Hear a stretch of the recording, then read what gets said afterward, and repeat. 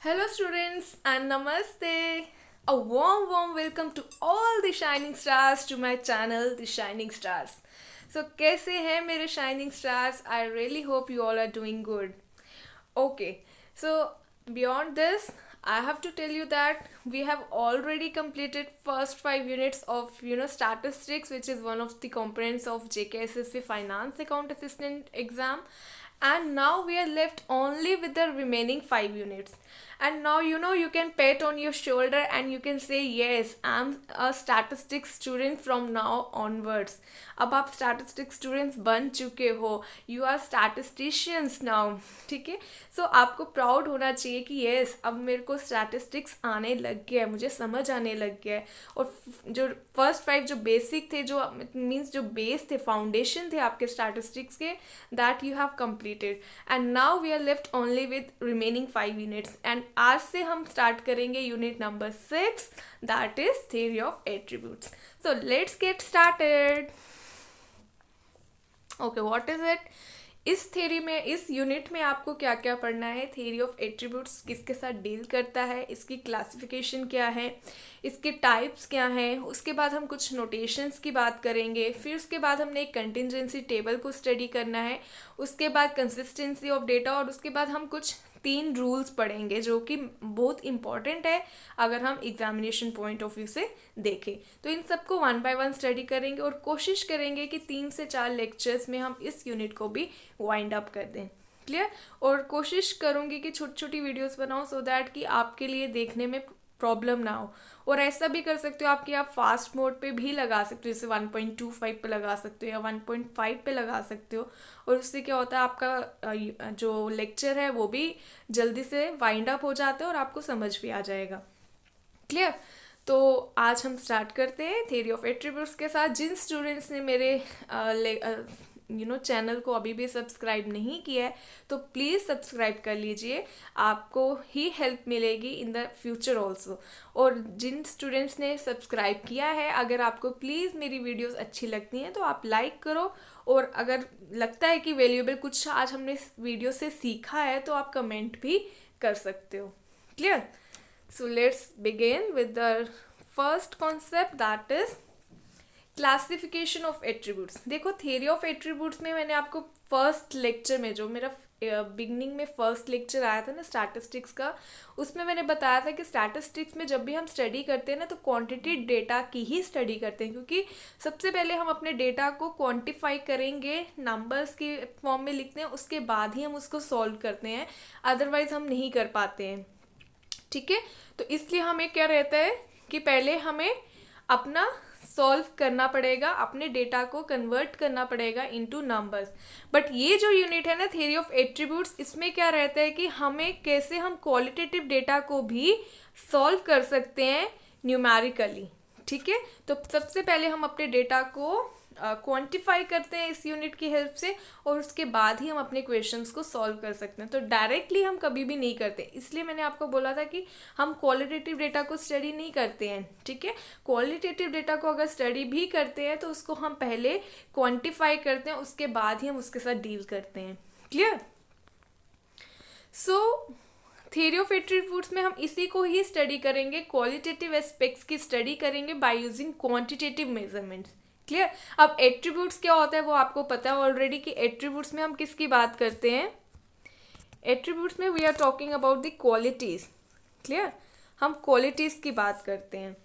तो क्वालिटीज़ कैसे कि आपकी ब्यूटी की बात कर रही हूँ, आपकी ऑनेस्टी की बात कर रही हूँ, फ्रेंडशिप की बात हो रही, तो जो भी ऐसे मेल्स कितने हैं, फीमेल्स कितने हैं, लिटरेट कितने हैं, इलिटरेट कितने हैं, तो इस तरह की जब मैं टर्म्स पूछ रही हूँ तो दैट मीन्स हम बात कर रहे हैं क्वालिटेटिव एस्पेक्ट्स की. ठीक है, लिटरेट पर्सनस कितने हैं, कैसे हैं. क्लियर? तो हम जब भी फ्रेंडशिप की बात करते हैं, मैं आपकी नेशनैलिटी की बात करती हूँ. ठीक है, तो इस तरह के जो एस्पेक्ट्स हैं दैट आर एट्रीब्यूट्स. क्लियर? अब एट्रीब्यूट्स की क्लासिफिकेशन यहाँ पे बताई गई है कि एट्रीब्यूट्स की अगर हम क्लासिफिकेशन करें तो these are of 2 types. Number 1 is dichotomous classification. Clear? Number 1 is dichotomous and the number 2 is dichotomous and manifold classification. Clear? Dichotomous देखो, आप टर्म से ही पता चल रहा है कि डाइकोटमस जो है वो डी डाई वर्ड से कनेक्टेड है, तो di means two. Clear? That mean dichotomous classification में क्या होगा, पढ़ा है ना आपने, क्लासिफिकेशन में भी पढ़ा था, स्टैटिस्टिकल सीरीज में you have already studied what are this terms. तो अब आप रिलेट कर सकते हो कि जब हम एट्रीब्यूट्स की बात करते हैं तो फिर डाइकोटमस क्लासिफिकेशन में किसकी बात की जा रही होगी। तो डाइकोटमस क्लासिफिकेशन में हम टू एट्रीब्यूट्स की बात करते हैं। क्लियर? मीन्स टू एट्रीब्यूट्स भी हो सकते हैं, it can B one attribute also. But हम क्या करते हैं, जब भी हम क्लासिफिकेशन करेंगे ना, हम उसको दो ही क्लासेस में डिवाइड करते हैं। जैसे अगर सपोज करो पॉपुलेशन है, तो पॉपुलेशन को मैं दो ही क्लासेस, सब क्लासेस में डिवाइड कर सकती हूँ। जैसे एक तो मेल्स हो गया, तो ऑटोमेटिकली दूसरा क्या हो जाएगा, फीमेल्स हो जाएगा। ठीक है? अब वो 1 स्टेज लेवल पे भी हो सकता है, वो 2 स्टेज लेवल पे भी हो सकता है, वो 3 स्टेज लेवल पे भी हो सकता है। ठीक है? तो ई स्टेज पे जब वी हैव ओनली 2 क्लासेस, जैसे पॉपुलेशन है, मैं ऐसे लिख देती हूँ, जैसे पॉपुलेशन है, मेल्स हो गया, फीमेल्स हो गया। फर्दर अगर मेल्स में मैं बोलूँ कि ये जो है एम्प्लॉयड है और ये अनएम्प्लॉयड है, फीमेल्स भी एम्प्लॉयड वाली अलग और अनएम्प्लॉयड वाली अलग। क्लियर? तो ये जो हमारी टाइप है, this is dichotomous classification. Means हर एक स्टेज पे, ये आपकी फर्स्ट स्टेज आ गई और ये आपकी सेकेंड स्टेज आ गई। ठीक है? तो हर स्टेज पे आपके पास सिर्फ दो ही सब क्लासेस हैं। ठीक है? क्लासेस और सब क्लासेस। क्लियर? तो इस तरह की क्लासिफिकेशन को हम कहते हैं dichotomous classification.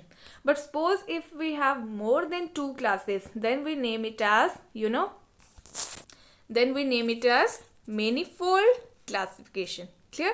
That means having various classes, having only 2 classes and having various classes. It can be for A attribute, for B attribute, for C. जितने भी attributes हो, it hardly matters, but the classes should be only 2. ठीक है? We should have only 2 classes, and in the manifold classification we have various classes, more than 2. Clear? So this is all about your dichotomous and manifold classification. If you ask about the example, let me quote this also. अगर हम बात करें, जैसे अब population थी, population को मैंने बोला सिर्फ मेल्स और फीमेल्स, ये दो ही क्लासेस हुई, तो ये हो गई dichotomous classification. If I have one more sub class, that means हो सकता है थर्ड जो हो वो ट्रांसजेंडर हो। ठीक है? तो ये जो एग्जाम्पल है, ये एग्जाम्पल किसका हो गया, आपका मेनीफोल्ड क्लासिफिकेशन का। We have more than 2 classes. Clear? So this is all about your classification of attributes. Next we have is types of attributes. Types of attributes में हम क्या बात करेंगे कि we have 2 types of attribute. Clear? साथ साथ आपको समझने की कोशिश करनी है, ऐसे कोई क्रैमिंग नहीं है, कोई ऐसे टफ चीज़ नहीं है, इसमें बहुत ईजी है। In fact this unit is one of the interesting units which I think as per me, what I think is कि स्टैटिस्टिक्स के जितने भी बाकी यूनिट्स हैं ना, उन सब से ये थोड़ा सा हटके है। क्लियर? हटके है, तो और इसको सॉल्व करने में, इसके क्वेश्चंस को रीड आउट करने में, इसको कैलकुलेट करने में बड़ा मतलब अच्छा लगता है। मुझे तो बहुत अच्छा लगता है। I don't think about you, but I really hope कि आपको भी यूनिट अच्छा लगेगा, डिफरेंट लगेगा, और आपको इंटरेस्ट भी आएगा इसके क्वेश्चंस को सॉल्व करने के लिए। ठीक है? तो let us talk about the types of attributes. Number 1 is positive and the number 2 is negative attributes. Okay, now what are these terms and what do they talk about? अगर हम positive attributes की बात करें, तो positive बता रहा है presence of attributes. Okay, positive किसकी बात कर रहा है? Presence of attributes. क्लियर? मैं एट्रीब्यूट्स को स्मॉल में लिख रही हूँ।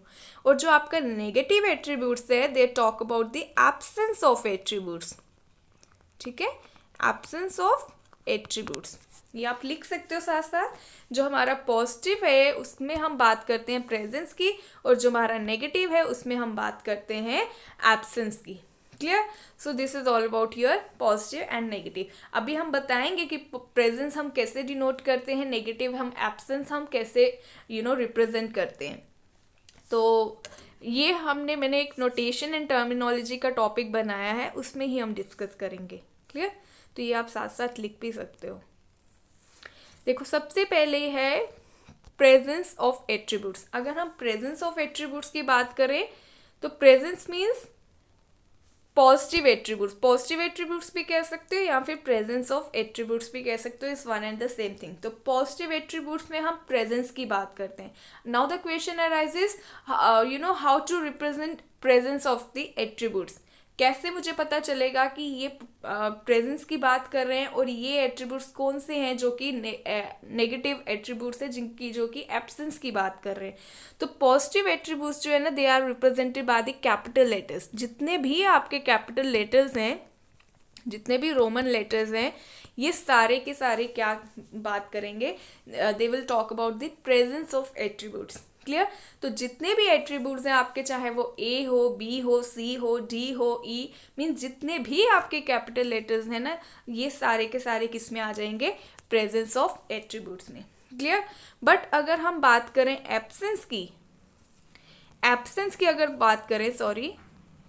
अगर हम एब्सेंस की बात करें तो एब्सेंस में जितने भी ग्रीक लेटर्स हैं, ठीक है, जितने भी ग्रीक लेटर्स हैं, तो जितने भी ग्रीक लेटर्स होंगे, चाहे वो अल्फा हो गया, चाहे वो बीटा हो गया, चाहे वो गामा हो गया, तो ये बात कर रहे हैं कि अगर कहीं पे भी आपको दिखे कि ये अल्फा की बात हो रही है या बीटा की बात हो रही है या गामा की बात हो रही है, तो ये अंडरस्टूड हो जाना चाहिए कि एब्सेंस की बात हो रही है।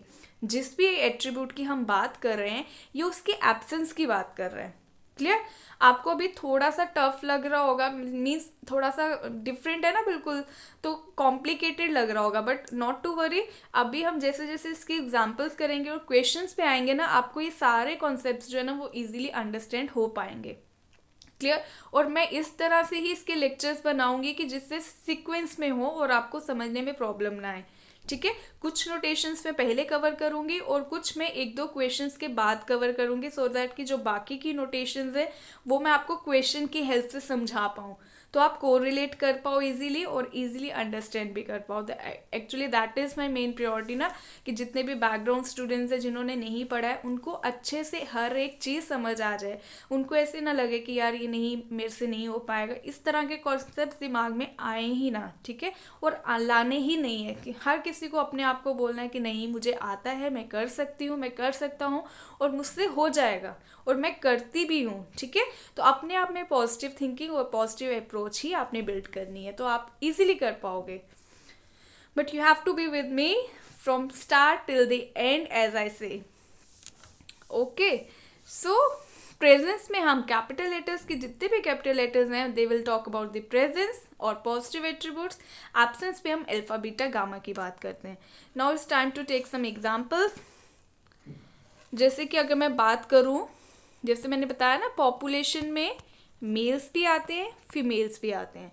दैट मीन्स अगर मैं मेल्स की बात करूं तो मेल्स क्या मैं ले लेती हूँ कि if A is equals to males. ठीक है? और आपको पहले एक चीज़ याद रखनी है कि ए का एब्सेंस शो कौन करेगा, अल्फा। बी का एब्सेंस कौन शो करेगा, बीटा। सी का एब्सेंस कौन शो करेगा, गामा। और इस यूनिट में हम सिर्फ दो ही एट्रीब्यूट्स की बात करेंगे। ठीक है?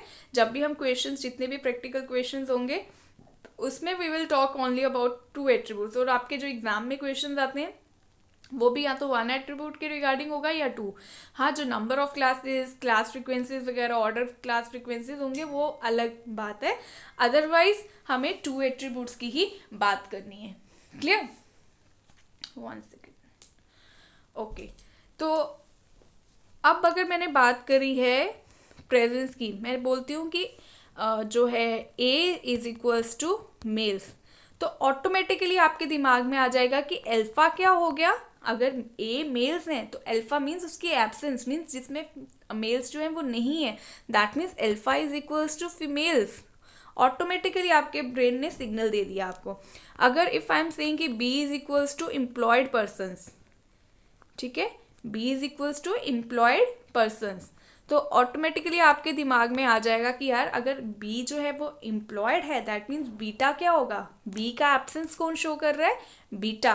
दैट मीन अंडरस्टूड है कि अगर if B is equals to employed, then therefore beta is equals to unemployed. Clear? तो इस तरह से आप क्या कर सकते हो, क्वेश्चंस को सॉल्व करोगे। आपको ये चीज़ें खुद ही समझनी है, तभी मैं यहाँ पे एग्जांपल्स की हेल्प से बता रही हूँ। जब क्वेश्चंस आते हैं ना, तो ज़रूरी नहीं है कि वो हर एक चीज़ वहाँ पे मेंशन करे, तो ऑटोमेटिकली आपको खुद समझनी है कि अगर एक चीज़ गिवन दी है तो ए का एब्सेंस ही अल्फा होगा, बी अगर गिवन है तो बी का एब्सेंस अनएम्प्लॉयड ही होगा। ठीक है, अगर बीटा दिया दैट मीन अंडरस्टूड है कि बी क्या होगा, एम्प्लॉयड होगा। तो ये आपको खुद से ही समझने है और ये हो जाएगा जैसे जैसे हम क्वेश्चंस करेंगे, और ऑटोमेटिकली आपके ब्रेन जो है वो आपको सिग्नल देते जाएंगे कि ये टर्म्स कैसे कोरिलेट हो रही हैं, और कैसे अगर एक चीज़ गिवन है, एक एट्रीब्यूट गिवन है, तो दूसरा हम कैसे निकालेंगे। ठीक है, उसी का सेम एब्सेंस गिवन है तो प्रेजेंस कैसे निकालेंगे, प्रेजेंस गिवन है तो एब्सेंस कैसे शो करेंगे, रिप्रेजेंट करेंगे। Clear? Okay, next terminology is combination of attributes. अब हमारे पास कॉम्बिनेशन ऑफ एट्रीब्यूट्स भी हो सकते हैं।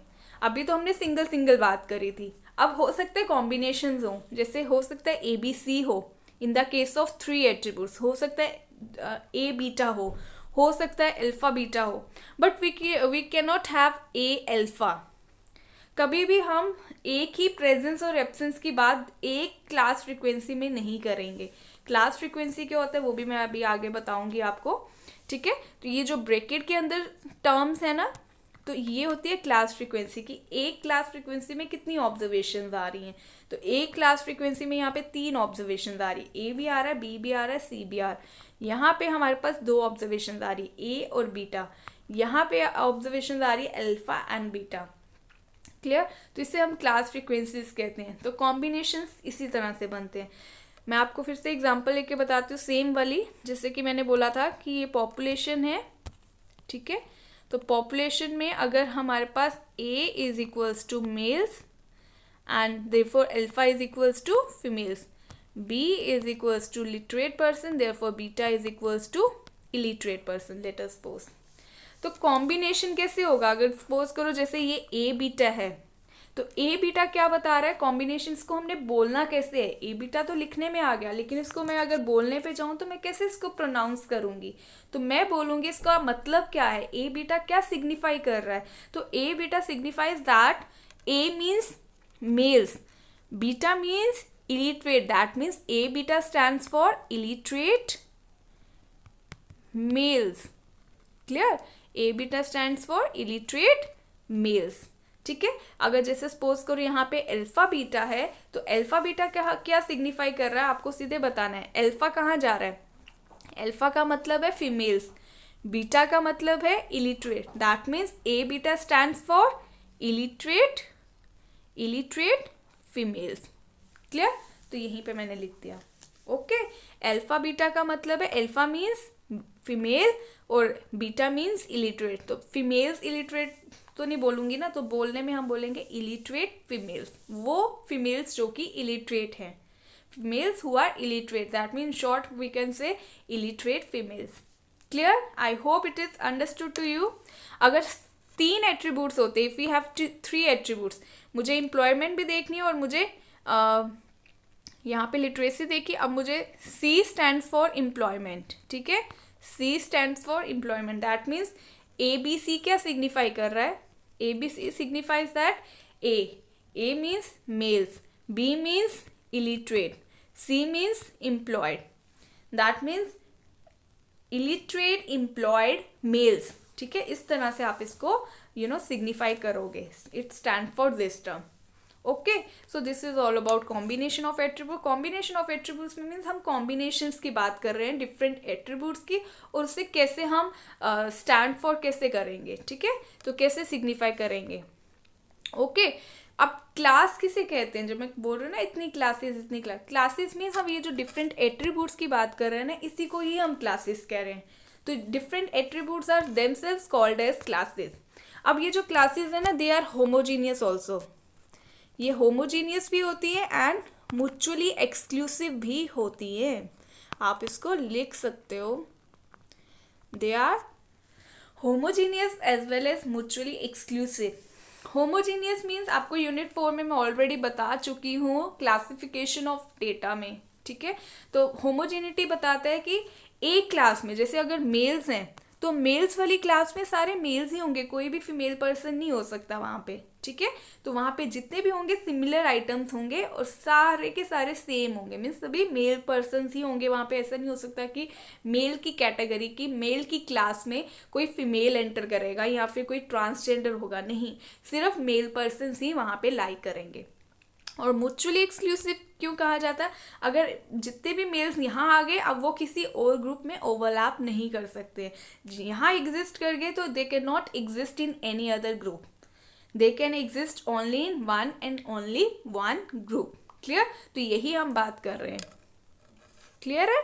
Okay, let's talk about the next term, that is class frequency. आगे यहाँ पे क्लास फ्रीक्वेंसी क्या कहता है कि जब भी हम कोई लेटर या कॉम्बिनेशन हम ब्रैकेट्स के अंदर लिखते हैं ना, तो उसे हम क्लास फ्रीक्वेंसी कहते हैं। तो ये जितनी भी मैंने ऊपर टर्म्स लिखी थी, ब्रैकेट्स में लिखी थी ना, so they are class frequencies in itself.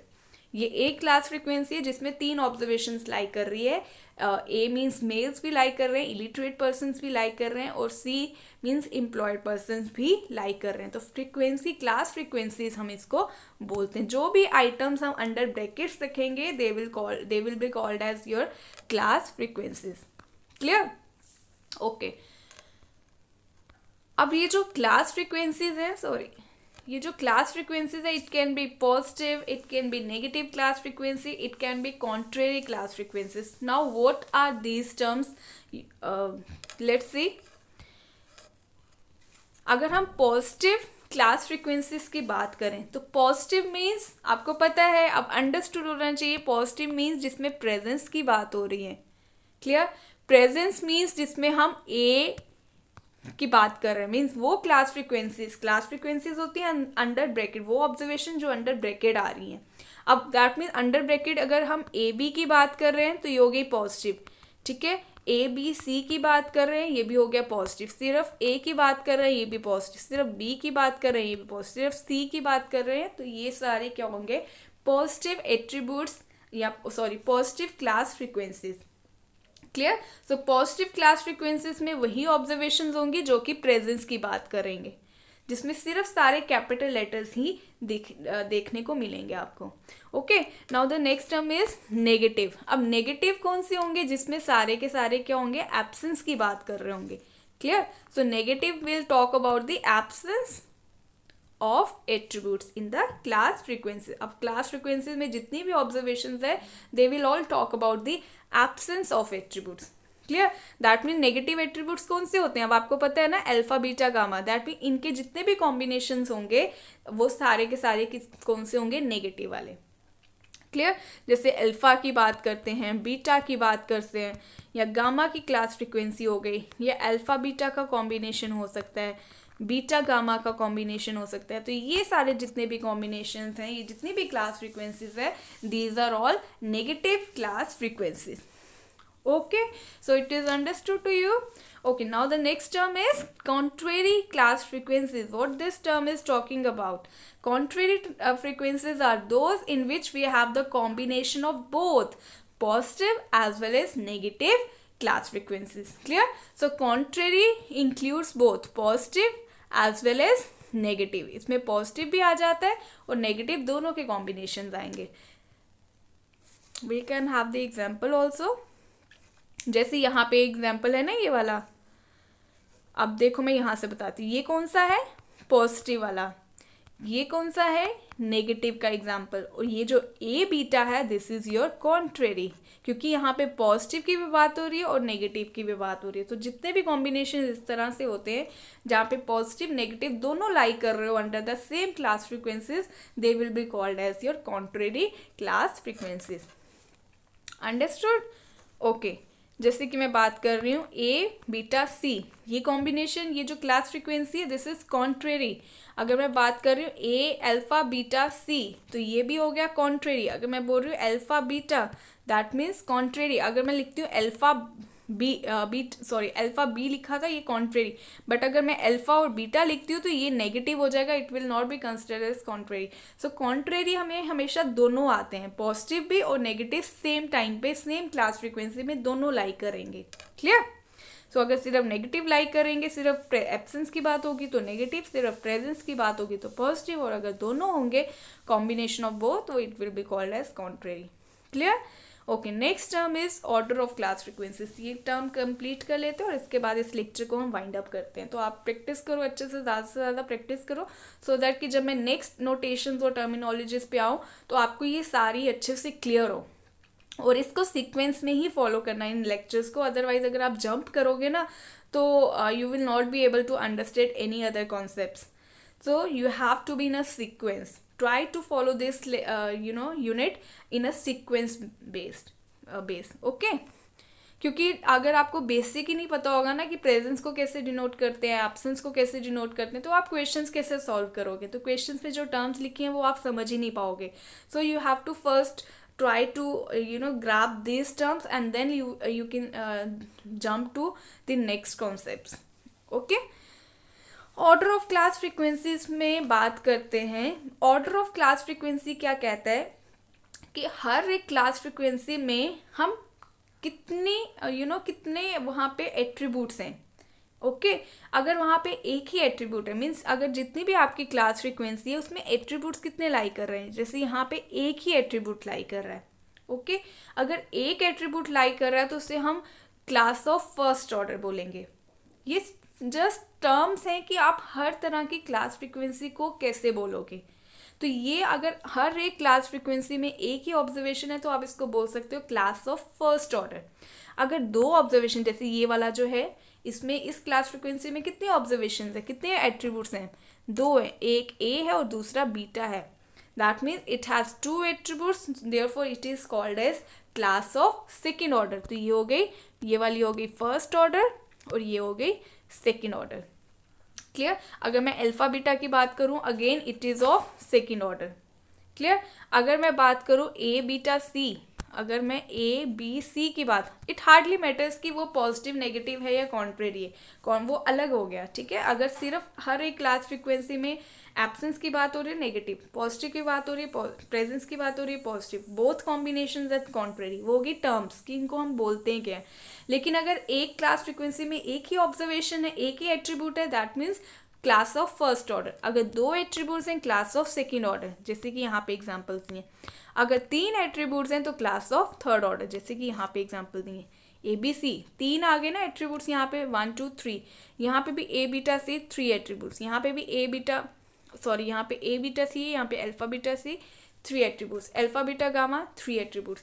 But we can not have like this class frequency की सेम क्लास फ्रीक्वेंसी में हम अल्फा और ए की बात करें, सेम क्लास फ्रीक्वेंसी में हम बी और बीटा की बात करें, इस तरह। क्योंकि पॉजिटिव नेगेटिव क्या हो जाता है, सेम अगर हो तो कट हो जाता है ना। अगर मैं जैसे बात करती हूँ +-1 क्या हो जाएगा, कैंसिल आउट हो जाएगा।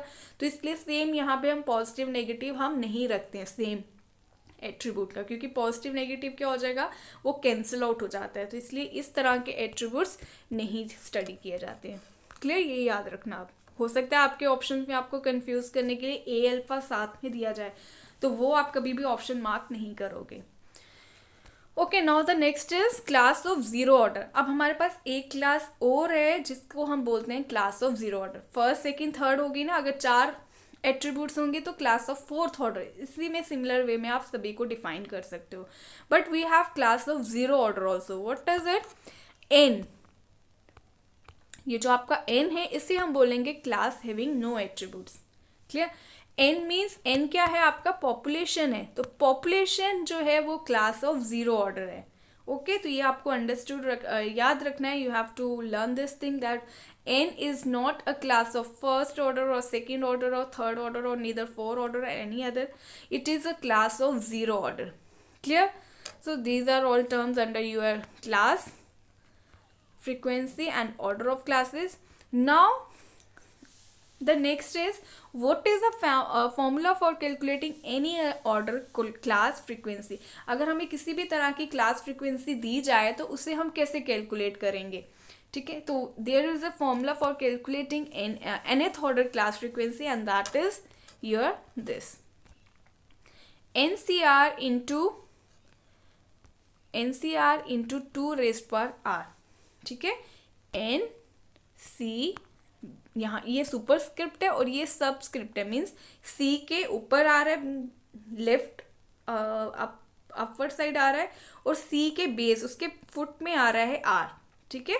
सी के हेड पे लेफ्ट साइड पे आ रहा है एन, और सी के आगे फुट पे आ रहा है R into 2⁻r। Clear? This is the formula for calculating nth order, any order.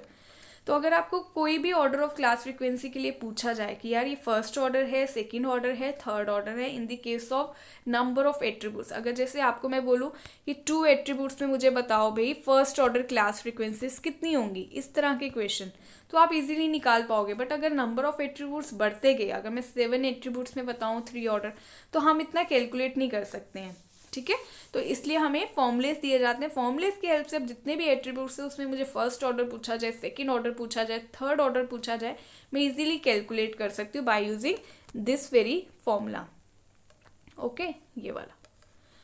Okay, so here n is equals to this n is equals to number of attributes. जो superscript है उसको हम बोलते हैं नंबर ऑफ एट्रीब्यूट्स, और जो r है base में सबस्क्रिप्ट है उसे हम बोलते हैं ऑर्डर ऑफ क्लास, ऑर्डर की आपको बात की गई है। क्लियर? ओके, अब ये जो NCR है इसको निकालना कैसे, इससे कैसे कैलकुलेट करना है, तो इसको कैलकुलेट करने का हमारे पास फॉर्मूला है this, NCR is equals to n factorial upon n minus r factorial. Clear? तो n factorial upon n minus r factorial, ये कैसे हम करेंगे? फैक्टोरियल अगर आप मैथमेटिक्स पढ़ चुके हो तो आपको पता होगा, otherwise not to worry, I will clear this term also. n factorial means factorials में हम क्या करते हैं, जैसे कि मैंने यहाँ पे 2 फैक्टोरियल लिखा है, ठीक है। तो फैक्टोरियल वर्ड कह रहा है कि मुझे इस 2 टर्म को एक्सपेंड करना है, इसके पीछे जितने भी टर्म्स हैं ना, जैसे 2 के पीछे क्या आता है, 1 ही आएगा ना 2 से पहले, तो 2 इंटू 1 उसको मल्टीपल्स कर दूंगी। जैसे लेट अस सपोज 3 फैक्टोरियल है, तो 3 फैक्टोरियल को कैसे लिखूंगी मैं, अगर आई हैव 3 फैक्टोरियल, तो फैक्टोरियल कैसे बने, फैक्टर्स बनाने हैं, तो फैक्टर्स कहाँ से, 3 को एक्सपेंड करना है अप टू 1, दैट मीन 3 से पहले क्या आता है, 2 इंटू 1, दैट मीन 3 2 ज़ा 6, so 3 factorial is equals to 6। अगर suppose I have what, suppose I have 4 factorial, तो 4 फैक्टोरियल इज इक्वल्स टू, अब 4 से पीछे आ जाना है पूरा, 4 इंटू 3 इंटू 2 इंटू 1। क्लियर? तो इस तरह से मैं क्वेश्चन जो है वो करूँगी, 12 2 ज़ा 24। क्लियर? तो इस तरह से ये n फैक्टोरियल रिप्रेजेंट कर रहा है। तो सेम यहाँ पे n factorial means number of attributes, उसका फैक्टोरियल हो जाएगा divided by n minus r factorial into r factorial also. यहाँ पे फॉर्मूला जो है वो इनकम्प्लीट लिखा है, तो ये फॉर्मूला है इस तरह से, n factorial upon n minus r factorial into r factorial. This is the formula for calculating NCR. You can write it down. n factorial upon n minus r factorial into r factorial also. ये भी लिखना है आपको साथ में। Okay, जैसे यहाँ पे मैंने कैलकुलेट करके बताया है कि 2C2, अगर आपको 2 ही एट्रीब्यूट्स हैं और 2 ही आपको ऑर्डर ऑफ क्लास फ्रीक्वेंसी निकालनी है, तो it is always equals to 1। आपको याद रखना है कि NCN हमेशा 1 ही होगा। 0 फैक्टोरियल की वैल्यू भी 1 ही आती है, 1 फैक्टोरियल की वैल्यू भी 1 ही आएगी। ये आप कुछ टर्म्स जो है ना वो लिख सकते हो एज योर नोट्स।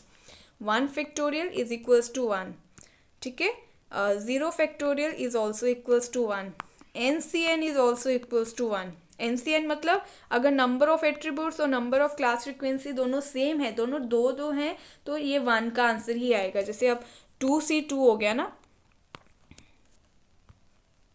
क्या हो गया इसको, 2C2 is also equals to 1, क्योंकि यहाँ पे नंबर ऑफ एट्रीब्यूट्स और number of order of classes जो हैं वो दोनों सेम हैं, तो ये दोनों 1 होगा। जैसे मैंने यहाँ पे देखो कैलकुलेट करके भी बताया है आपको, ऐसा नहीं है कि कुछ भी आप अपने लेवल पे करोगे। ये देखो 2C2 is equals to 1, how is it so, 2 factorial upon 2 minus 2 factorial into 2 factorial, ठीक है। तो अब यहाँ पे 2 फैक्टोरियल, अब 2 फैक्टोरियल आ गया अपॉन 2 माइनस 2 क्या हो गया, 0 फैक्टोरियल इंटू यहाँ पे क्या आ गया 2 फैक्टोरियल, ठीक है। अब ऊपर भी 2 फैक्टोरियल है, नीचे भी 2 फैक्टोरियल है, दोनों कैंसिल आउट हो गया। अदरवाइज अगर आप इसको ऐसे सॉल्व करना चाहो तो ऊपर भी 2 इंटू 1 आएगा और नीचे 2 फैक्टोरियल तो नीचे भी 2 इंटू 1 आएगा, तब भी हमारा 1 ही आया। क्लियर।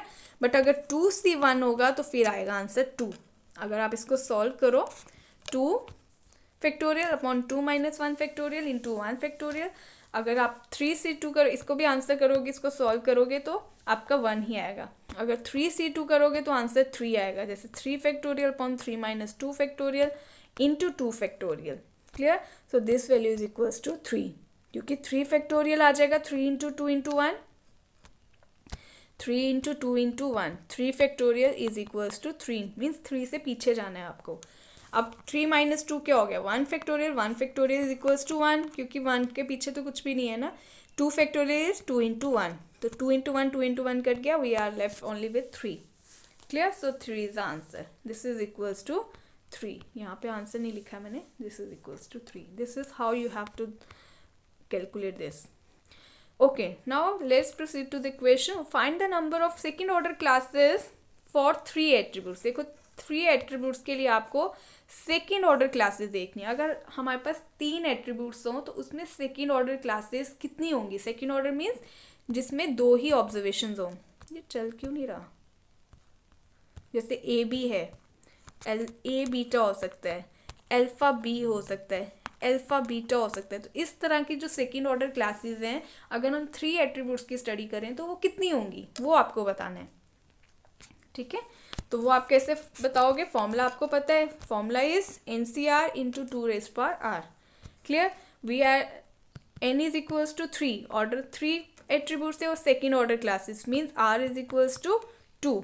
तो जो गिवन है पहले वो लिखना ही लिखना है। पता है कि आप लिखते हो ना, आप उसको मेंशन कर देते हो ना जो भी गिवन है, तो आपके क्वेश्चंस के मिस्टेक्स होने के चांसेस बिल्कुल नील हो जाते हैं। बट अगर आप डायरेक्टली क्वेश्चन से सॉल्व करते हो ना, तो कई बार क्या होता है, आर हो सकता है 3 बन जाए और जो एन है हो सकता है वो ये 2 बन जाए।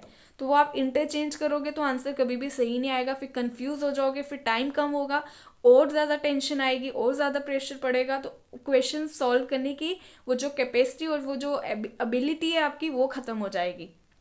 तो आपको होगा यार इतना सिंपल क्वेश्चन, अब मुझे हो ही नहीं रहा, मुझसे सॉल्व ही नहीं हो रहा, फिर अटेम्प्ट करो, फिर अटेम्प्ट करो, तो वो आप पजल में फंस जाओगे। ठीक है, तो इस तरह की मिस्टेक्स को अवॉइड करना है, अपना टाइम सेव करना है, जो कि मैं बार बार अपने हर लेक्चर में बोलती हूँ। तो आपको जो गिवन है ना क्वेश्चन में, फटाफट से वो लिख लो, हर यूनिट के लिए ये तो। ठीक है, तो जो गिवन है उसको फटाफट से लिखते जाओ, फिर अपने क्वेश्चन को सॉल्व करो, देखना ऑटोमेटिकली आपका टाइम भी सेव होगा और आप क्वेश्चन भी जल्दी से एक्यूरेटली जो है वो सॉल्व कर पाओगे। So this is the best technique which I used to share with my students. So यहाँ पे हमें given क्या है, आ गया 3C2 इंटू 2 रेज पावर 2, तो 3 फैक्टोरियल, ये n फैक्टोरियल था ना, 3C2 को निकालने का फॉर्मूला क्या है, n factorial upon this n minus r into r factorial. तो 3 factorial upon 3 minus 2 into 2 factorial. तो अगर इस टर्म को मैं सॉल्व करूँ तो 3 आंसर आएगा। ठीक है, तो 3 4 ज़ा 12, 2 का स्क्वायर, यहाँ पे 2 का स्क्वायर आ गया, क्योंकि r क्या था 2। ठीक है, तो 2 की पावर कितनी हो गई 2, सो 2 2 ज़ा 4, सो 4 3 ज़ा 12, so the answer is 12। Clear. इस तरह से आपको इसको सॉल्व करना है, तो आप कर सकते हो, ऑर्डर ऑफ क्लास फ्रीक्वेंसीज को कैलकुलेट कर सकते हो। ठीक है, हमारे पास जो है NCR को निकालने का एक और टेक्निक है, फॉर्मूला नहीं कह सकते, बट ये जो है काफ़ी ज़्यादा टाइम सेविंग है। अगर आप करना चाहो तो आप कर सकते हो, otherwise you can proceed with this formula also. Otherwise आप ये भी कर सकते हो, बट ये जो है थोड़ा सा लेंथी हो जाता है। अगर मैं आपको जैसे बोलूँ 5C2 तो थोड़ा सा टफ हो जाएगा। एक शॉर्टकट वे क्या है, और ये आपको यहीं यूज़ करना है, मैथमेटिक्स में यूज़ नहीं करना है। वो कहाँ, वहाँ पे भी स्टूडेंट्स कई बार कहते हैं कि मैम परम्यूटेशन और जो कॉम्बिनेशन है क्या वहाँ भी हम यूज़ कर, कॉम्बिनेशन में यहाँ पे आप यूज़ कर सकते हो, बट परम्यूटेशंस में आप यूज़ नहीं कर सकते हो। जैसे शॉर्टकट फॉर्मूला क्या है, आपको ये जो ऊपर वाली टर्म है ना, इसको उतना ही एक्सपेंड करना है जितना कि नीचे बेस में लिखा गया है। तो 3 को सिर्फ 2 टाइम्स तक एक्सपेंड करना है, और 2 फैक्टोरियल तो आपको पता है 2 इंटू 1। तो यहाँ से भी आप देखो कट गया, बच गया आपके पास, एक ही स्टेप में आपके पास आंसर आ गया है ना, कितना टाइम सेविंग। ये तो चलो छोटी टर्म थी, अगर हम बड़ी ले लें 5c2, दैट मीन्स अब 5 को मैंने कितनी टर्म्स तक एक्सपेंड करना है, 2 टाइम्स तक, जितना बेस लिखा है उतना ही पीछे लेके जाना मैंने पीछे ही है, ठीक है। तो 5 into 4 upon 2 factorial, 2 into 1, clear. तो 2 2 ज़ा 4, 5 2 ज़ा 10, आंसर आ गया 10। अदरवाइज आपको इस फॉर्मूले से करना था, तो इस फॉर्मूले से करोगे या यहाँ से करोगे, आप देखना आंसर सही आएगा। अगर आपको ये टेक्निक समझ आती है, रिप्ले करके देख लो, एक बार देखो, 2 बार, 3 बार, 4 बार, बट अगर समझ आ गई तो आप इसके साथ भी कर सकते हो। आपके क्वेश्चन 100% जो होंगे वो एक्यूरेट निकलेंगे, but otherwise you can go with this formula as well, clear. But it is time consuming, little bit time consuming, steps आपके बच जाते हैं। आपका एक स्टेप में आंसर आ गया, बट यहाँ पे आपको 2-3 स्टेप्स में क्वेश्चन सॉल्व तो करना पड़ेगा ना, ठीक है। फैक्टोरियल्स जो है वो फैक्टोरियल्स निकालने पड़ेंगे। जैसे अगर मैं बोलूँ 5c3, अब मुझे 5 को कितने टर्म्स तक एक्सपेंड करना है, फटाफट कॉपी पे लिख लो। 5 को 3 टर्म्स तक पीछे लेके जाना है, 5 इंटू 4 इंटू 3, और 3 फैक्टोरियल क्या कह रहा है, 3 इंटू 2 इंटू 1, ठीक है। तो यहाँ पे देखो ये भी 3 कट गया, 2 1 ज़ा 2 2 ज़ा अगेन 5 2 ज़ा 10, क्लियर। इस तरह से अगर 5c4 हो, दैट मीन्स अब 5 को मैंने कितनी टर्म्स तक पीछे लेके जाना है, 4 टर्म्स तक, that means 5 into 4 into 3 into 2 हो गया ना, 1 2 3 एंड 4, और नीचे आ गया 4 फैक्टोरियल, 4 इंटू 3 इंटू 2 इंटू 1, तो ये 4 3 2 कट गया, वी आर लेफ्ट विथ 5। तो अगर आप इस तरह से सॉल्व करके देखोगे, ये जो मैंने यहाँ पे फॉर्मूला लिखाया है, तो वैसे भी आंसर सेम आएगा। अदरवाइज वैसे आप शॉर्टकट टेक्निक भी फॉलो कर सकते हो, वो आपको समझ आती है, तो फिर कंफ्यूज नहीं होना है। जिसमें आप कंफर्टेबल फील करते हो ना, मैं अपने स्टूडेंट्स को पूरी फ्रीडम देती हूँ कि जिस भी वे में आप कंफर्टेबल फील करते हो, जिसमें आपको लगता है मेरी स्पीड एक्यूरेसी मेंटेन रहती है, आप उसी फॉर्मूले के साथ जाओ। हार्ड एंड फास्ट रूल नहीं है कि मैंने ये बताया तो यही यूज़ करना है आपको, you can go with your own. Okay, so this is all about today's session. Let us wind up over here only, and in the next lecture I will dictate, or I will discuss the next other terms with some questions also. तो आज के लिए इतना ही रखते हैं, and I really hope you all are taking care of yourselves, do best care of yourself and take care of your family also. Thank you.